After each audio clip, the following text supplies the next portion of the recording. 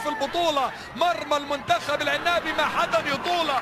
بص شوف سعد الدوسري بيعمل ايه وحسين علي بيعمل ايه. ضربة راس وحارس مرمى العنابي الله عليه. اتحدث عن قاسم برهان واتحدث عن يونس احمد ومن قبل محمد وفا واحمد خليل وعامر الكعبي، ولكن ما فعله سعد الشيب في اللقطة الأخيرة هو شيء عظيم، بل أكثر من عظيم، والعظمة لله. قد يكون محظوظ إنها جت في جسمه، لكن هو اتحرك معاها يا جماعة، هو اتحرك معاها يا جماعة. باسم قاسم 58 سنة، المدرب العراقي جن جنونه في واحدة من أجمل اللعبات للمنتخب العراقي. لكن سيبك من كل ده، شفت الولد حسين عمل إيه؟ الله، حبة كريز، حبة كريز المنتخب العراقي. تصويبة تاني، لا لا لا لا لا لا لا.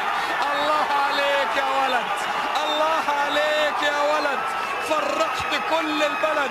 علي فايز في اللقطة الأخيرة هو الفايز بتصويبة من 38 ياردة، حطها برجليه وكأنه حطتها بإيديه. 1-1.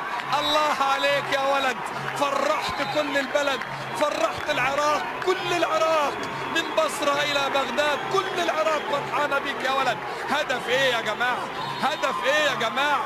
ده ولا سعد الدوسري ولا بوفون ولا نوير، لا لا لا لا لا لا لا. لو قاسم برهان ويونس أحمد وقفوا مع سعد الدوسري واستلفوا معاهم رعد حمودي من العراق وفتاح نصيف ونور صبري، الستة الكورة هتدخل فيهم. لا لا لا لا. علي فايز المدافع يسجل هدف التعادل. 1-1. الله الله الله.